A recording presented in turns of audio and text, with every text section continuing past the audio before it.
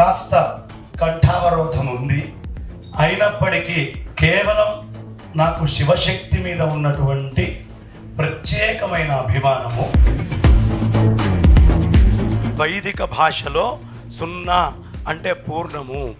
ఈ నిర్గుణ నిరాకారమై సర్వవ్యాపకమైనటువంటి బ్రహ్మముతో రమించినప్పుడు 9 కూడా బ్రహ్మమే అయిపోతుంది.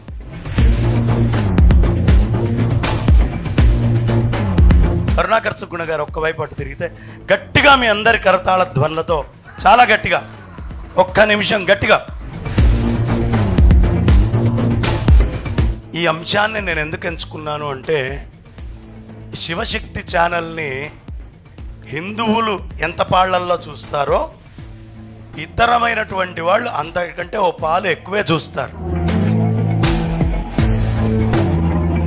చాలామంది నాస్తికులు అంటారు, అన్నీ కనుక్కున్న తర్వాత మీరు చెప్తుంటారండి, కనుక్కోకముందు మాకేది మీరు చెప్పరే, మేము కనుక్కున్నాక ఇది మా వేదంలో ఉంది అంటారు. అయ్యా, మీ ఫార్ములాస్లో ఎప్పుడు ఎక్కడ స్పేస్ని మెన్షన్ చెయ్యరు.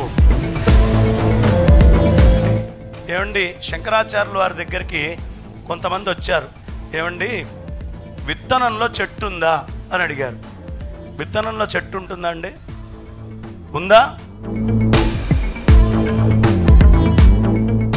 యుద్ధం చేస్తోంది తురుష్కుల మీద కదా, వాళ్ళు దేన్ని ద్వేషిస్తారు? పందిని. కాబట్టి నా గుర్తు పంది అన్నాడు.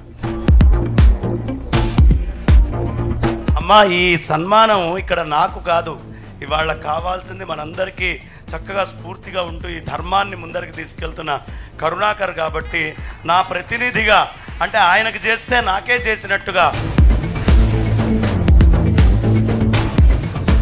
ఎప్పుడు కూడా శృంగేరి జగద్గురువుల వారి యొక్క ఆశీస్సులు మాకు అందజేయడంలో ఆయన వారధిగా ఉంటూ ఉంటారు.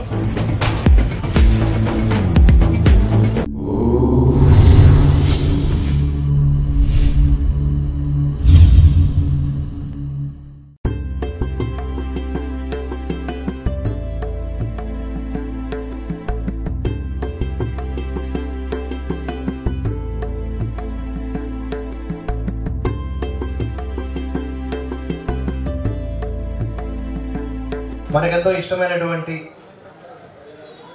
వారి ప్రవచనాలు వింటే చాలు పూనకాలే అన్నట్లుగా ఉంటూ ఉంటుంది. వారు డిబేట్లో ఉన్నారంటే రచ్చ రంబోలే అవతల పార్టీ వాళ్ళకి. సో ఆర్ష విద్య తపస్వి ఆది శంకరాచార్య భక్త సమాజం వ్యవస్థాపకులు శ్రీ బంగారయ్య శర్మ గారికి ఆహ్వానం పలుకుతూ ఉన్నాం. ఒక్కసారి వేదికను అలంకరించవలసిందిగా, అలాగే మీ యొక్క అనుగ్రహ భాషణాన్ని అందించవలసిందిగా. ధన్యవాదాలు. జై శ్రీరామ్. హర హర మహాదేవ్. ఇప్పుడు గురువు గారు మనకు అందించబోతున్నటువంటి వారి యొక్క స్పీచ్లో, అనుగ్రహ భాషణంలో అంశం ఏంటి అంటే, వైదిక ధర్మంలో సృష్టి రహస్యం. చాలా చాలా వింటుంటేనే ఈ శీర్షిక లోతైనటువంటి విశ్లేషణ మనందరికీ ఉండబోతుందని తెలుస్తూ ఉంది. అలాగే మన మీద జరుగుతున్నటువంటి దాడులు, వాటిని ఏ విధంగా ఎదుర్కోవాలి అనే అంశం మీద కూడా. స్వామి. ఓం శృతి స్మృతి పురాణానామాలయం కరుణాలయం నమామి భగవత్పాద శంకరం లోకశంకరం. అజ్ఞానాం జాహ్నవీతీర్థం విద్యాతీర్థం వివేకినాం సర్వేషాం సుఖదం తీర్థం భారతీ తీర్థమాశ్రయే. విద్యా వినయ సంపన్నం వీతరాగం వివేకినం వందే వేదాంత తత్వజ్ఞం విధుశేఖర భారతిం. అంబోధర శ్యామల కుంతలాయై అతిప్రవాసామ్రజటాధరాయ గిరీశ్వరాయై నిఖిలేశ్వరాయ నమః శివాయై చ నమః శివాయ. సభాకల్పతరం వందే. నేను మొన్నటిదాకా మంథనిలో భాగవత సప్తాహం ఓ 50 గంటలు వారం రోజుల్లో చెప్పి, అది అయిపోగానే విశాఖపట్నము కృష్ణాష్టమి ఉత్సవాలోనే ఆగకుండా నిన్న నిజామాబాద్ వెళ్ళి బాన్స్వాడలో కూడా ఉపన్యాసం చెప్పి రావడం అయింది. కాస్త కంఠావరోధం ఉంది.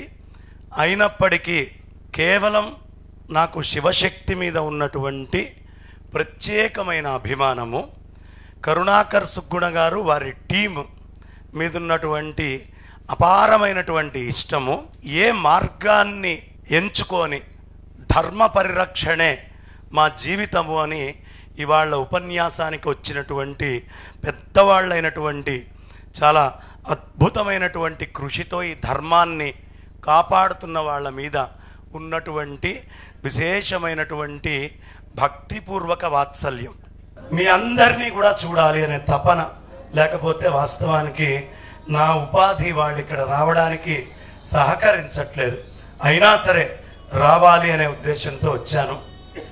చక్కగా రావడమే అహోబిళ శ్రీమన్నారాయణ రామానుజ జీయర్ స్వామి వారు అద్భుతంగా నవ్విస్తూ చక్కటి సంభాషణ. కరుణాకర్ సుగ్గుణ అంటే ఏమిటి, అతని పక్కనున్న సైన్యం ఏమిటి, మనం చేయాల్సినటువంటి పని ఏమిటి, ఈ విషయాన్ని చాలా అద్భుతంగా చెప్పారు. చెప్తూ 9వ సంఖ్య అవికారి అని చెప్పారు. ఈ అవికారిగా ఈ సంస్థ కోట్ల సంవత్సరాలు ఉండాలి అన్నారు. అవికారి అనేటటువంటి సంఖ్య ఒక్క దగ్గర వికారం పొందుతుంది. 9ని దేంతోటి గుణించినా 9 వస్తుంది.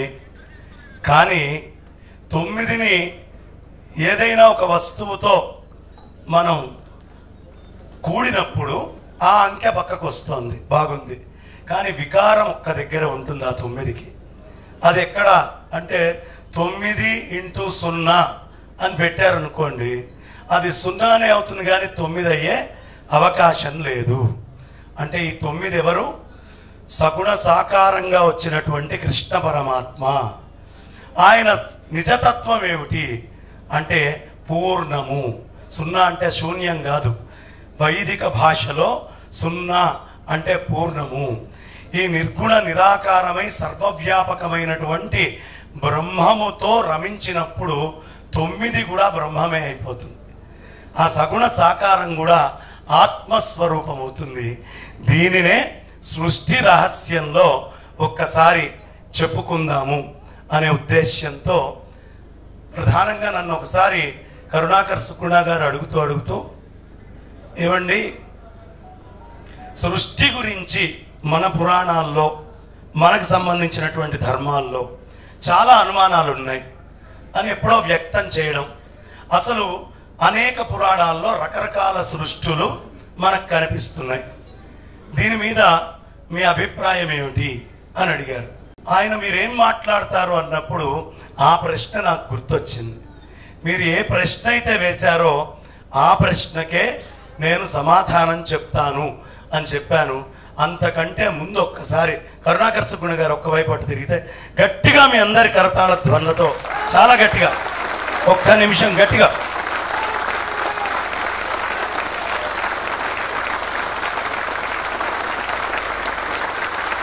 ఎందుకు చప్పట్లు కొట్టమంటున్నాను అంటే ఆయన లేచి నిల్చున్నారు కదండి, కాదు, మీ పక్కన ఎవరైనా పొరపాటును నిద్రపోతూ ఉంటే లేస్తారు కదా, అక్కడ గట్టిగా ఒకసారి కరతాళ ధ్వనులతో. ఇప్పుడు ఆయనకెందుకు కొట్టమన్నానో చెప్తాను. మన లోపల ఓ జీవుడు ఉన్నాడు, ఎన్నో జన్మలుగా వీడు నిద్రపోతున్నాడు.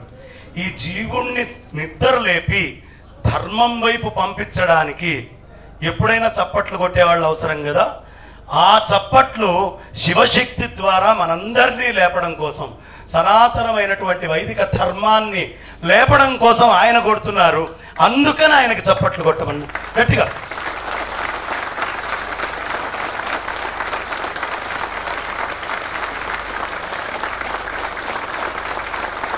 మరి ఈ అంశాన్ని మీరు ఎందుకండి ఎంచుకున్నారు అని మీరు అడగచ్చు.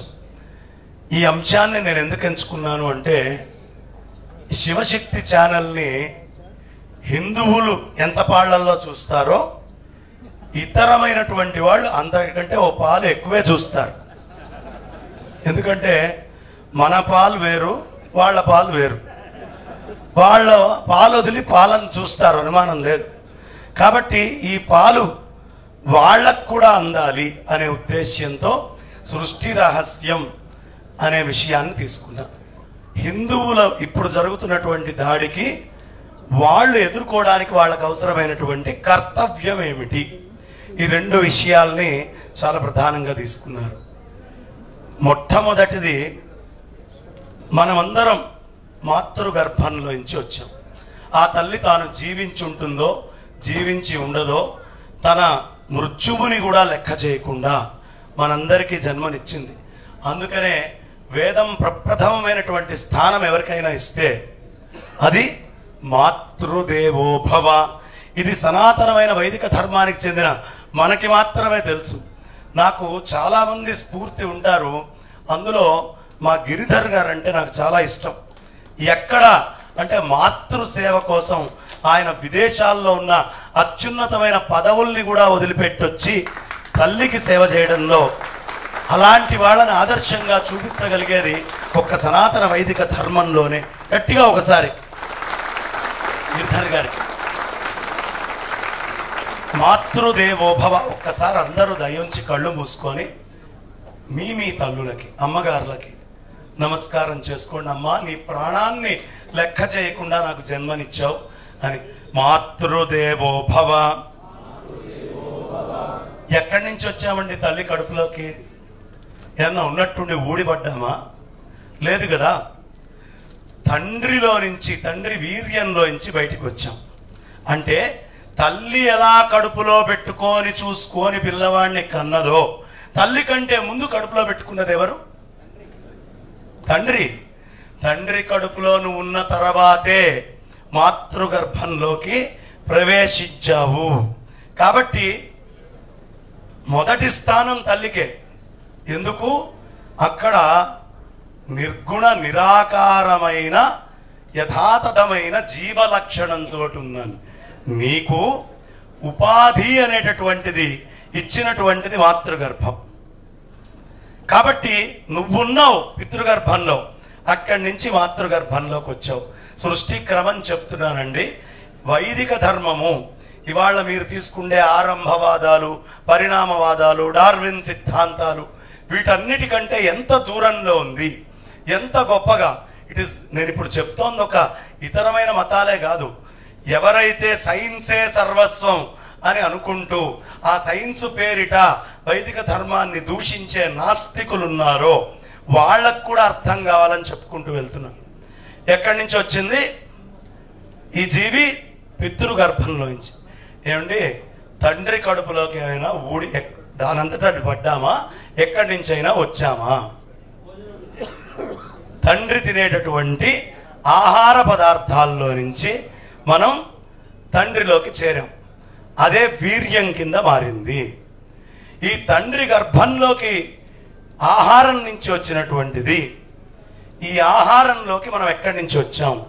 చెట్లల్లో నుంచి వచ్చాం. ఇప్పుడు చాలామంది అడుగుతారు, ఏమండి హిందువులు తెలివి తక్కువ దద్దమ్మలండి, చెట్లకి పుట్లకి పూజ చేస్తారు, వీళ్ళకేం పెద్ద పని పాట ఉండదు అని. పిచ్చివాడా, నీ తల్లి కంటే ముందు నీ తల్లి నిన్నెలా గర్భంలో ధరించిందో ఆ వృక్షమునందు నువ్వు నివసించావు, వృక్షమునందు నువ్వు ఉన్నావు. ఏది కొంచెం సహకరించినా దానికి రుణపడు ఉండు, ఆ దాని పట్ల కృతజ్ఞత చూపించు అనే ధర్మం నా సనాతనమైన వైదిక ధర్మం నాకు నేర్పించింది. కాబట్టి నేను వృక్షానికి పూజ చేస్తాను. ఆ వృక్ష జాతి నన్ను కాపాడింది. ఇవాళ ఇంత శరీరం వచ్చి నా ఇష్టం వచ్చినట్టు నేను నల్లట్ట పట్టుకున్నా, ఆకుపచ్చట్ట పట్టుకున్నా, అద్భుతమైనటువంటి గీతా సారాంశాన్ని పట్టుకుండేటటువంటి స్థితిని నాకు ఇచ్చినటువంటి దాంట్లో చెట్టు కూడా ఉంది. కాబట్టి చెట్టుకి కూడా నేను కృతజ్ఞతని చూపిస్తాను. ఈ లక్షణం మనకి వైదిక ధర్మం చూపిస్తుంది. అందుకని చెట్టుకి పూజ చేస్తాం. మరేం రోగమా అండి, పుట్టకెందుకు చేస్తారు అని అడుగుతాడు వెంటనే. అడిగేవాడికి ఏముంది, ఇంత లోతులు వాడికి అర్థమవుతాయా? కావు. కానీ అడగడం తేలిక. పుట్టకెందుకు పూజ చేస్తాము అంటే, ఈ చెట్టు కంటే ముందు నువ్వు ఎక్కడున్నావు? భూమిలో ఉన్నావు. భూమి తన గర్భాన్ని తల్లి చీల్చుకున్నట్టుగా చీల్చుకొని వృక్షాన్ని పైకి తెచ్చింది. అంటే వృక్షంలోకి ఎక్కడి నుంచి వచ్చావు? జీవమంతా భూమిలో నుంచి వచ్చింది. కాబట్టి ఎక్కడ ఉన్నావు? భూమి. ఈ భూమిలో అత్యంత సారభూతమై పవిత్రంగా, మొత్తం భూమినంతా పవిత్రంగా భావిస్తాం. సూర్యకిరణాలు అంతటా ఉన్నప్పటికీ భూతద్దం పెడితే ఏమవుతుందండి? దహించే కిరణాలు వస్తాయి. అలా భూతత్వానికి మొత్తానికి సంకేతంగా ఆ ఫైన్గా కర్మతోటి తీసి చీమలు పెట్టేటటువంటి పుట్ట మట్టి ఉంటుంది చూడండి, అది మోస్ట్ సాఫ్టెస్ట్ ఆ అమ్మని దర్శించడానికి. కాబట్టి మేము భూమి యొక్క రుణానికి గుర్తుగా ఆ పుట్టని మేము నిత్య నిరంతరం పూజ చేస్తూ ఉంటామయ్యా. శ్రావణ మాసం మొన్ననే పంచమికి మా వాళ్ళందరూ క్షీరం పోశారు. ఓషధులన్నీ కూడా ఎందుకు పోశారు? కారణం ఇది, భూమికి కూడా రుణపడి ఉంటాం. అందుకనే నిద్ర లేవంగానే ముందు భూమాత అని ఆ తల్లికి నమస్కారం చేసుకుంటాం. అక్కడతోటి అయిపోయిందా? ఈ భూమిలోకి ఎక్కడి నుంచి వచ్చాం? భూమిలోకి కూడా ఎక్కడి నుంచి రావాలి కదా? జలములో నుంచి వచ్చాం. భూమికి ఎక్కడి నుంచి వచ్చామండి? జలములో నుంచి వచ్చాం. జలం లేకపోతే జీవనం లేదు. జలములో నుంచి వచ్చాం. కాబట్టి భూమి కంటే ముందు జలము ఉంది. ఈ జలంలోకి ఎక్కడి నుంచి వచ్చాం? జలంలోకి అగ్ని నుంచి వచ్చాం. అగ్ని లేకపోతే జలం లేదు. అగ్ని ఫార్ములా ఏమిటి? H2O, 2 hydrogen molecules. ఏముంటుంది సూర్యనారాయణమూర్తి దగ్గర? వాటర్కి ఏంటి? H2O. కాబట్టి 2 హైడ్రోజన్ మాలిక్యూల్స్ ఎక్కడ ఉంటాయి? నీళ్లల్లో. H2. ఈ అగ్నితత్వం ఆ నీళ్లల్లో ఉంది కాబట్టే బడబాగ్నిగా సముద్రం లోపల కూడా నిక్షిప్తమై ఉంటుంది. అగ్ని నుంచి వచ్చాం. ఈ అగ్నితత్వం ఇప్పుడు జలంలో ఉందా లేదా? కాబట్టి ఈ హైడ్రోజన్ మాలిక్యూల్స్ అనేటటువంటివి అగ్ని, అది లేకపోతే జలం లేదు. మరి ఈ జలంలోకి అగ్నిలోంచి వచ్చాం. అందుకనే H2 అనే పదం అక్కడ ఉంది. ఈ అగ్నిలోకి ఎక్కడి నుంచి వచ్చాం? వాయువులోంచి వచ్చాం. వాయువు లేకపోతే దీపం పెట్టండి, వెలిగిచ్చి దాని మీద గాలి ఆడకుండా మూత పెట్టేయండి. మన ముక్కులోకి ఊపిరి ఆడకపోతే ఏ పరిస్థితో, దీపము యొక్క పరిస్థితి కూడా అదే. ఈ గాలి లోపలికి పోతే ఏమవుతుంది? అగ్ని ఆరిపోతుంది, శరీరం చల్లబడుతుంది ఏ ప్రాణికైనా. కాబట్టి జలం ఉంటే, వాయువు ఉంటేనే అగ్ని ఉంది. ఎక్కడి నుంచి వచ్చాం? వాయువులోంచి వచ్చాం. ఈ వాయువులోకి ఎక్కడి నుంచి వచ్చాం? స్పేస్, ఖాళీ ఉంటేనే వాయువు యొక్క సంచారం ఉంటుంది. కాబట్టి స్పేస్లో నుంచి వచ్చాం.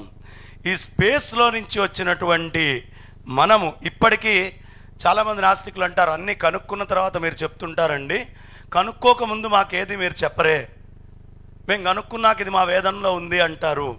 అయ్యా, మీ ఫార్ములాస్లో ఎప్పుడు ఎక్కడ స్పేస్ని మెన్షన్ చెయ్యరు.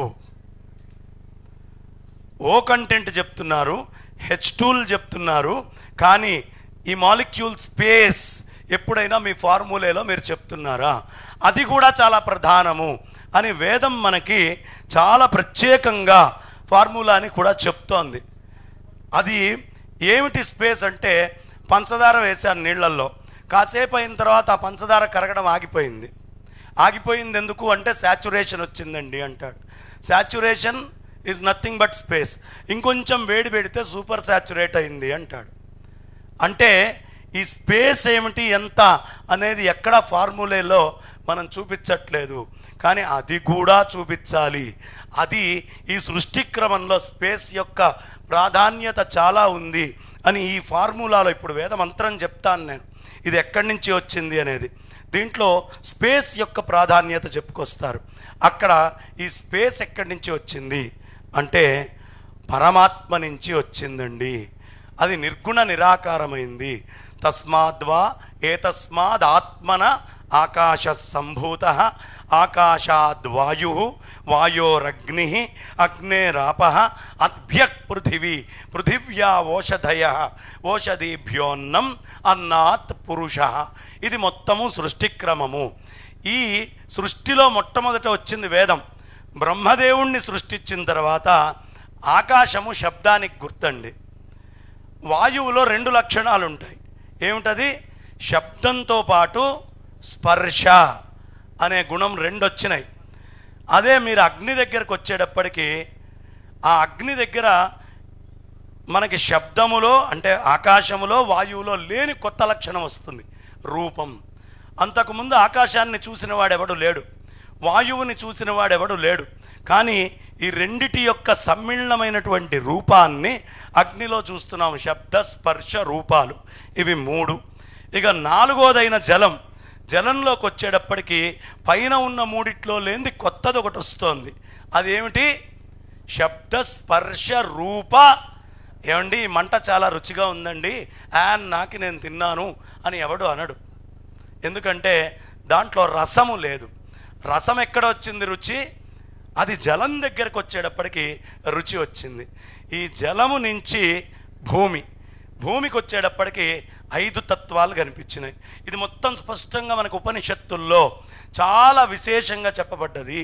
ఇప్పుడు నేను చెప్తోంది ఉపనిషత్ బాహ్యమైనటువంటి విషయం ఏది చెప్పట్లేదు. కాబట్టి ఈ ఉపనిషత్తుల్లో ఎక్కడి నుంచి వచ్చింది? మరి భూమికి ఉన్న 5 తత్వాలు ఏమిటి అంటే, భూమిలో శబ్దం ఉందండి, భూమి లోపల స్పర్శ ఉంది, భూమి లోపల భూమికి రూపము ఉందండి, భూమికి రుచి కూడా ఉంది. అదేవిధంగా నీళ్ళకి లేనిది ఏమిటి? వాటర్ హ్యాస్ నో ఆర్డర్, వాసన లేదు. ఆ గంధం ఎక్కడి నుంచి మొదలైంది అంటే భూతత్వము నుంచి గంధము అనేటటువంటిది వచ్చిందండి. ఈ 5 కలిసి ఒక జీవస్వరూపంగా మారి ఈ 5 జీవం ఎక్కడి నుంచి వస్తోంది అంటే ఎంత అద్భుతంగా చెప్తారు అంటే, సూర్యనారాయణ మూర్తిని మీరు విష్ణుమూర్తిగానో పరమేశ్వరుడిగానో తీసుకోండి. అమ్మవారి విద్యను ఏమంటారండి? నవరాత్రులు వస్తున్నాయి రేపు మనకి భాద్రపదం కాగానే. అమ్మవారి విద్యని చంద్ర విద్య అని పిలుస్తాం. అమ్మవారి విద్య ఏమిటి? చంద్ర విద్య. సూర్యనారాయణమూర్తి నుంచి 1000 కిరణాలు భూమి మీదకి వస్తున్నాయి. ఈ 1000 కిరణాల్లో మెయిన్ 333 3 రకాలైనటువంటి శక్తులుగా సత్వ రజస్ తమో గుణాలుగా ఇది మారుతోంది. తమో గుణము ఆయనలోంచి వచ్చే తీక్షణమైనటువంటి కిరణాలు, ఉష్ణమైనటువంటి కిరణాలని 33 కోట్ల సమూహాలు దేవతలు అని చెప్తారే, ఈ 333 ఏదైతే ఉందో ఆ తత్వం ఏదైతే ఉందో ఈ 333 ఉష్ణ కిరణాలు సూర్యుడి నుంచి భూమి మీదకి వస్తున్నాయి. ఇంకో ఆ 333 రూపాంకురం చెంది వాటిని వర్షకారక కిరణాలుగా మార్చుకుంటాయి. ఇది అన్ని సందర్భాల్లో రావు. బాగా వర్షం వచ్చే ముందు ఉక్కపోత వస్తుంది, ముందు బాగా విపరీతంగా. ఆ కిరణమే వేరు, చాలా ప్రత్యేకమైన కిరణం. సూర్యుడు కనిపించకపోయినా ఉక్కపోత విశేషంగా వస్తుంది. ఈ 333 అక్కడ ఉష్ణకారక కిరణాల నుంచి వర్షకారక కిరణాలుగా మారినాయి. ఇంకో 333 ఇప్పుడు నేను చెప్తోంది భవిష్య పురాణం అంటే, అందులో స్పష్టంగా సూర్యనారాయణమూర్తి గురించి చెప్పేటప్పుడు ఉంటుంది. ఈ మిగతా 3వ రకమైనటువంటి కిరణం, ఈ వర్షకారకమంతా రజోగుణం, జీవాన్ని సృష్టి చేయడానికి వస్తుంది. మరి 3వదైనటువంటిది ఆయన విభజించుకున్నది సత్వగుణమైనటువంటి కిరణం. చల్లటి కిరణాలు వస్తాయి సూర్యుడి నుంచి. మీలో ఎవరైనా సూర్యుడిలో చల్లటి కిరణాలు ఉన్నాయని మీ టెక్స్ట్ బుక్కుల్లో చదువుకున్నారా? సూర్యుడిలో నుంచి చల్లటి కిరణాలు వస్తాయి అని టెక్స్ట్ బుక్కుల్లో ఎక్కడైనా? ఆ 333 చంద్రుడి మీద పడి చంద్రుడి మీద నుంచి భూమికి శీతలమైనటువంటి కిరణాలుగా ఈ భూమి మీదకి వస్తున్నాయి. అవే అమృతమయమై స్థితి చేసేటటువంటి కిరణాలు. ఆ చంద్రుడి నుంచి వచ్చే అమృతత్వమైనటువంటి ఓషధులే అక్కడి నుంచి వస్తున్నాయి. సూర్యుడిని పుంభావంగా అమ్మవారి యొక్క చంద్ర విద్యను తీసుకుంటే ఈ జీవి చంద్రలోకానికి వెళ్ళి ఆ కిరణాల రూపంలో అక్కడి నుంచి ఈ మేఘాలలోకి వచ్చి ద్యులోకంలోకి చేరి నీళ్లల్లోకి వస్తుందట చంద్రుడి నుంచి ఈ ఓషధి శక్తి అంతా. ఈ జీవము చెట్టులో వెళ్ళి, చెట్టులో ఫోటోసింథసిస్ ఇదే కదా, ఆకాశము, వాయువు, అగ్ని, జలము, పృథివీ వీటన్నిటినీ తీసుకొని ఫోటోసింథసిస్ ఫామ్ మొత్తము తీసుకొని చెట్టులో ఈ జీవుడు వస్తున్నాడు. ఇక్కడ వాడికి ఒక్కొక్క గుణము కూడా ఆపాదించబడుతున్నాయి. మనం వినగలుగుతున్నాం ఈ జీవులమందరం. కాబట్టి వాళ్ళలాగా జీవికి ఆత్మ ఉండదు, వేరే పశువులకి ఆత్మ ఉండదు అనేది అజ్ఞానం. జీవి ఏదైనా చెట్టు దగ్గరే మార్చబడుతుంది. ఆ చెట్టు మీద ఉన్నటువంటి ఆహారాన్ని మన తండ్రి తిన్నాడు కాబట్టి మానవ రూపం వచ్చింది. అదే చెట్టు మీద మనం ఉన్నప్పుడు ఏ ఎలకో, పందికొక్కో, పందో, ఏనుగో, కుక్కో తింటే ఆ రూపం మనకు వచ్చేది. మన జన్మాంతర కర్మలో ఇక్కడ రాసిపెట్టి ఉంది కాబట్టి ఇక్కడ తినబడ్డది. ఈ పురుషుడిచే తినబడి ఆ గర్భంలోకి వెళ్ళి అక్కడి నుంచి మాతృగర్భం. శివశక్తిలో మొహమాటస్తులు బాగానే ఉన్నారు, గట్టిగా.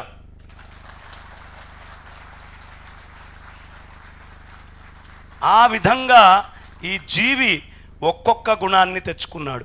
ఇప్పుడు ఏం చెప్తున్నారండి? పరమాత్మే ఆయన అలా ఉన్నప్పుడు ఆయన పరమాత్మ అయితే ఆవిడ పరమేష్ఠి. ఆ శక్తి ఆకాశం కింద మారింది. మారినప్పుడు ఆ ఆకాశతత్వం బ్రహ్మమైతే అందులో ఉండేటటువంటి పొటెన్షియల్ ఎనర్జీ అంతా కూడా నా పరాశక్తి. అది ఇంకొంచెం రూపాంకురం చెందింది. అక్కడికి వచ్చేటప్పటికి దాంట్లో ఇంకొంచెం ఎడిషన్స్ చేరి వాయువులో ఉండే ఎనర్జీ వేరు అన్నారు. అమ్మవారు ఎప్పుడు రూపాంకురం చెంది అవతారాలు ఎత్తుతూ ఉంటుంది. ఈ ఎత్తేటటువంటి అవతారాలలో ఆ రెండో అవతారం ఏమిటి అంటే అది వాయువులోకి వెళ్ళేటప్పటికీ నా తల్లి శబ్దముతో పాటు స్పర్శని తెచ్చి కైనటిక్ ఎనర్జీ కింద మారింది. అక్కడి నుంచి మూడోదైనటువంటి అగ్నితత్వం వచ్చేటప్పటికి అనుపాయని. ఎప్పుడు పరమాత్మ కంటే భిన్నంగా ఆ పరాశక్తి ఉండదు.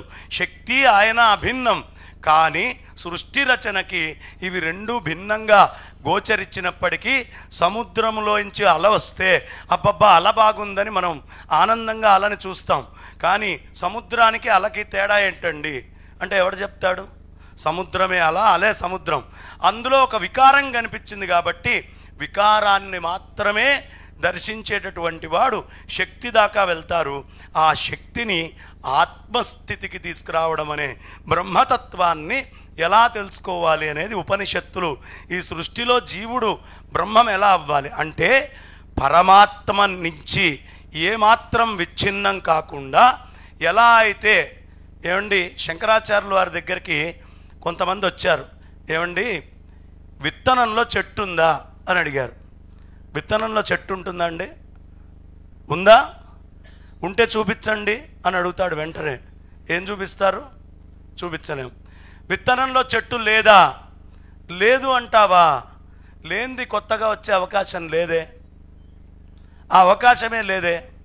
కాబట్టి ఆరంభవాదము, పరిణామవాదము ఈ రెండు కూడా కాదయ్యా, వివర్తవాదము అని చెప్పారు శంకర్లు. విత్తనమే చెట్టు. విత్తనంలో చెట్టు ఉందా, విత్తనంలో చెట్టు లేదా కాదు, విత్తనమే చెట్టు. అలాగే బ్రహ్మమైనటువంటి పరమాత్మే ఈ కనిపించేటటువంటి సృష్టి మొత్తము కూడా పరమాత్మ కంటే భిన్నమైంది ఏది లేదు. అది రూపాంకురం చెందుతూ రకరకాలుగా కనిపిస్తూ అగ్ని దగ్గరకు వచ్చేటప్పటికి థర్మల్ ఎనర్జీ కింద నా శక్తి మారింది. అక్కడి నుంచి అదే ఆ థర్మల్ ఎనర్జీనే దాహక శక్తి అంటాం మనం. అక్కడి నుంచి కిందకు వచ్చేటప్పటికి ఆ జలంలో ఉండేటటువంటిది రసశక్తి. దాన్నే మీరు హైడ్రల్ అనే పదం చెప్పారు.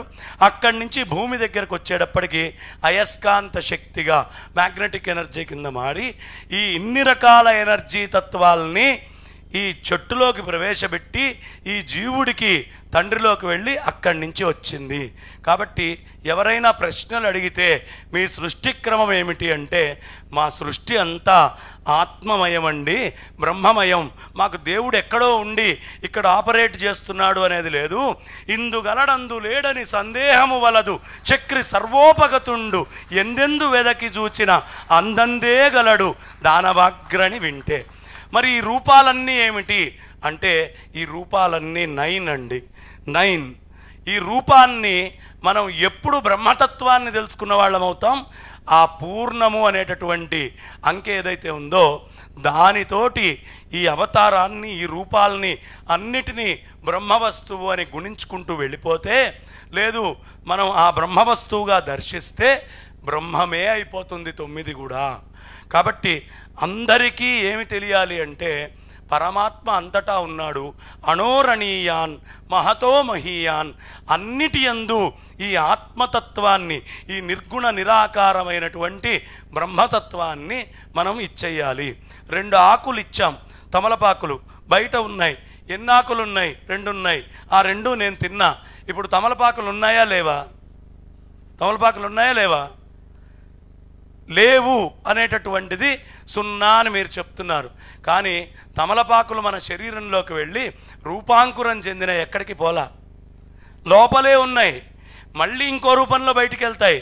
కాబట్టి తమలపాకు అనేటటువంటి రూపానికి ఉండడము పోవడము, నామానికి ఉండడము పోవడము ఉంది, కానీ పదార్థం ఉండడము పోవడము అనేది ఎప్పుడూ లేదు. ఇది నిజమైనటువంటి సనాతన వైదిక ధర్మంలో ఉన్నటువంటి అద్భుతమైన సృష్టి రహస్యం.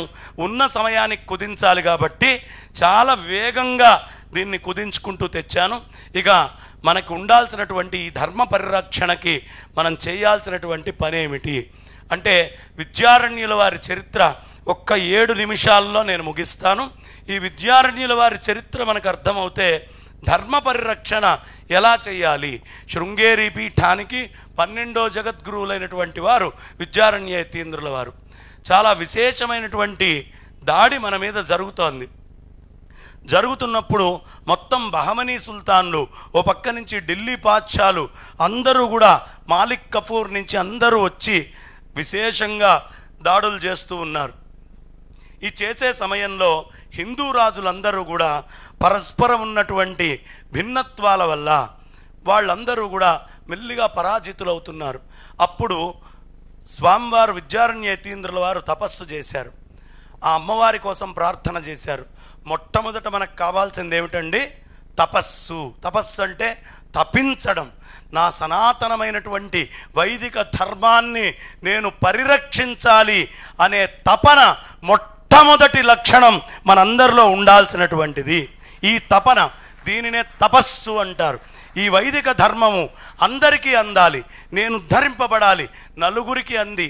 ఎలా అంటే నా హిందువుకొక్కడికే అందాలి కాదు, విశ్వములో ఉండేటటువంటి సర్వభూత ప్రాణి కోసము, సర్వ జడమైనటువంటి చైతన్యమైనటువంటి వాటి కోసము చెప్పబడినటువంటి ధర్మం ఏదైనా ఈ సృష్టిలో ఉంది అంటే అది ఏకైకమైనటువంటి సనాతన వైదిక ధర్మము మాత్రమే. కేవలం సనాతన వైదిక ధర్మం మాత్రమే. కాబట్టి అలాంటి సనాతన వైదిక ధర్మాన్ని అందరికీ అందించాలి అనే తపన కావాలి. తపన వచ్చినప్పుడు ఏం చేస్తాం? మా కరుణాకర్ సుగ్గుణ లాగానో, మా లలిత్ గారు లాగానో, లేదు మా సాయి గారో గిరిధర్ గారో, ఆత్మీయులైనటువంటి ముఖ్యులు అందరూ ఇక్కడ చాలామంది ఉన్నారు. పేరు పేరున నాకు తెలిసి ఇక్కడున్న ప్రతి ఒక్క మనిషి ఒక తపస్సంపన్నుడే. దీంట్లో నాకేం అనుమానం లేదు. ఈ ధర్మ పరిరక్షణ కోసం ఇంత వర్షంలో ఏం పట్టించుకోకుండా ఇక్కడ కూర్చున్నటువంటి మీరందరూ ఆనాడు విద్యారణ్యుల వారి హృదయం ఏదో ఆ హృదయాన్ని ఆవిష్కరించేటువంటి సభగా చెప్తూ, ఇక విద్యారణ్యుల వారు విజయనగర సామ్రాజ్యాన్ని స్థాపిస్తూ మొట్టమొదట ఏం చేశారండి? యుద్ధం చేస్తోంది తురుష్కుల మీద కదా, వాళ్ళు దేన్ని ద్వేషిస్తారు? పందిని. కాబట్టి నా గుర్తు పంది అన్నాడు. వెంటనే ఢిల్లీ పాద్షాల దగ్గరికి వెళ్ళండి అయ్యా, ఈ పందిని మా డబ్బులు కూడా వరాహాలే, మీకు ఎన్ని వరాహాలు కావాలో చెప్పండి అన్నాడు. చీ, మీ పంది మాకు అక్కర్లేదు అన్నాడు పాద్షా. మొట్టమొదటి తెలివితేటలు స్ట్రాటజీ ఈజ్ వెరీ ఇంపార్టెంట్. ఏం చేశాడు? వరాహము అనేటటువంటిది తీసుకొచ్చాడు. ఆ డబ్బులు మాకు వద్దన్నారు. అప్పుడు ఆనెగొందిలో చిన్నగా ఉంది రాజ్యం. ఎప్పుడైతే డబ్బులు వద్దన్నారో అప్పుడు ఇండిపెండెన్సీగా మెల్లిగా హిందూ శక్తులన్నింటినీ ఓ దగ్గరికి తీసుకురావడం, లైక్ మైండెడ్ పీపుల్ అందరినీ ఆర్గనైజేషన్లోకి తీసుకురావడం, రాజ్యంలోకి ఎవడైనా రావాలి అంటే పందులకి ముద్దు పెట్టి ఎలా రావాలి అనే విషయాన్ని తెలియపరచడం, దాన్ని గూఢచర్యంగా జాగ్రత్తగా చూడటం, ఇలా అనేకమైనటువంటి కృత్యాలు. అంటే ఎదుటివాడు మన మీద ఏ దాడి చేస్తున్నాడు అనేది నిశితంగా గమనించాలి. వాడి వీక్నెస్ ఏంటి, మనకున్న స్ట్రెంగ్త్ ఏంటి. వాడి వీక్నెస్లు చాలా ఉంటాయి. 5000 సంవత్సరాల వెనక్కి వెళ్తే వాడేంటో వాడు చెప్పలేడు. కానీ లక్షల సంవత్సరాల సృష్టిని చెప్పగలిగేటువంటి సైంటిఫిక్ టెక్నాలజీ మన దగ్గర ఉంది. కాబట్టి మిత్కి సత్యానికి అమ్మే మార్కెటింగ్ చేసేవాడు అబద్ధాన్ని చాలా వేగంగా తీసుకెళ్ళిపోతాడు వాడి వ్యాపారం కోసం. కానీ సత్యం అర్థం చేసుకోవడానికి వాడి ఇంటికి వచ్చి గూగుల్లో చాలా రీసెర్చ్ చేస్తే తప్ప దొరకదు. కాబట్టి మోసపోవడం అనే లక్షణం మనలో ఉంది.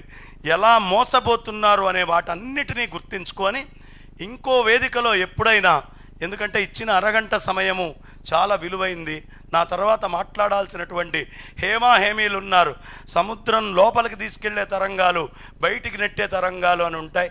మీ అందరినీ లోపలికి తీసుకెళ్ళి అనేకమైన విశేషాలు చెప్పడానికి తరంగాలుగా ఇక్కడ ఇంతమంది ఉంటే నేను ఒక్కడిని ఏదో బయటికి నెట్టే అలలాగా చెప్తూ వెళ్తే బాగుండదు. కాబట్టి మీరు తర్వాత ఎవరెవరి కోసం ఎదురు చూస్తున్నారో వాళ్ళందరూ మాట్లాడాలి. కాబట్టి ఈ ధర్మాన్ని రక్షించడానికి తపస్సు, ఎదుటివాడి కుట్ర, మీ తపస్సుని సక్రమంగా ఎదుటివాడిలో ఎలా ప్రవేశపెట్టాలి అనే విషయాలు ఉండాలి అని కోరుకుంటూ, మా కరుణాకర్ సుగ్గుణ గారు ఈ సంస్థని, ఈ ఉపాధి ఎంతకాలం ఉందో తుది శ్వాస దాకా కూడా ఈ సంస్థని ఎంత పటిష్టం బలోపేతం చేయాలి ఆయన మిత్రులతో కలిసి అని కోరుకుంటున్నాను. అంటే ఈ శూన్యము అనేది పూర్ణమవుతుంది చూడండి, అలా ఆయన సంకల్పము శూన్యంలోంచి ఒక అడుగు పెట్టి పూర్ణమై ఎంతకాలము సనాతనమైనటువంటి వేద ధర్మం ఉంటుందో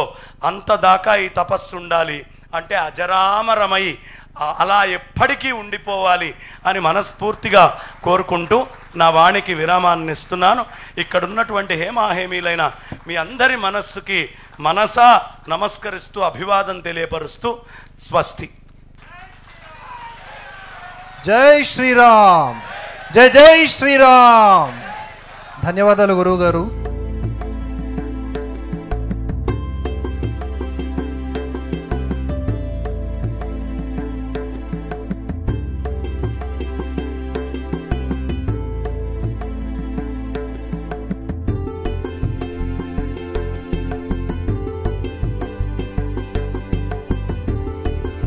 అమ్మా, ఈ సన్మానం ఇక్కడ నాకు కాదు, ఇవాళ కావాల్సింది మనందరికీ చక్కగా స్ఫూర్తిగా ఉంటూ ఈ ధర్మాన్ని ముందరికి తీసుకెళ్తున్న కరుణాకర్. కాబట్టి నా ప్రతినిధిగా, అంటే ఆయనకు చేస్తే నాకే చేసినట్టుగా, ఏ బ్రహ్మవస్తువుని అంతా చూడాలి అని చెప్తారో అలా నన్ను ఆయనలో చూసుకుంటూ ఆయనకు చేస్తే నాకు చేసినట్టుగా భావిస్తున్నా.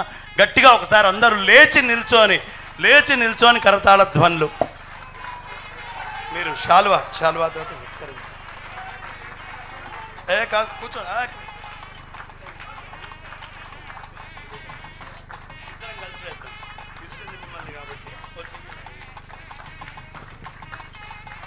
గట్టిగా అమ్మా. అయ్యో,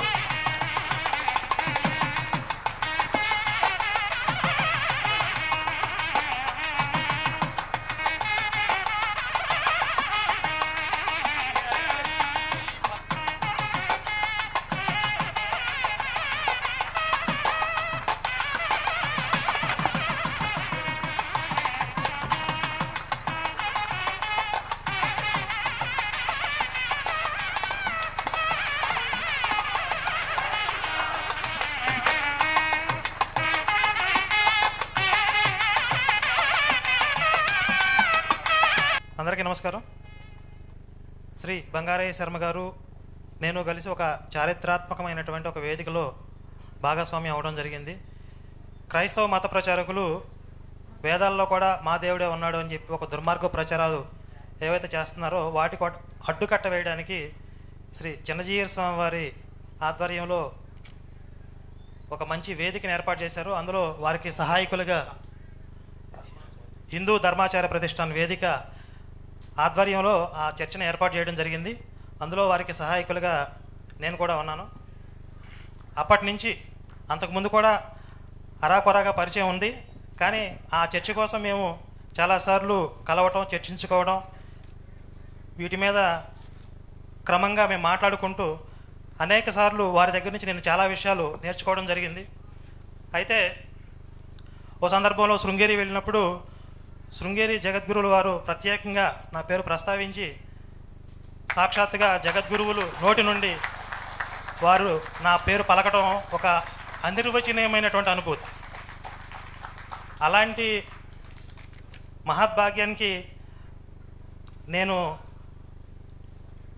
నాకు ఆ భాగ్యాన్ని కలిగించినటువంటి బంగారయ్య శర్మ గారు. ఇలాంటి సంఘటనలు చాలా ఉన్నాయి.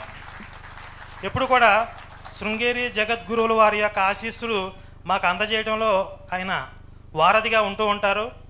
ఇక్కడ జరిగేటటువంటి కార్యక్రమాలు కానీ, శివశక్తి చేస్తున్నటువంటి కార్యక్రమాలు కానీ ఎప్పటికప్పుడు శృంగేరి పీఠానికి నివేదిస్తూ ఉంటారు.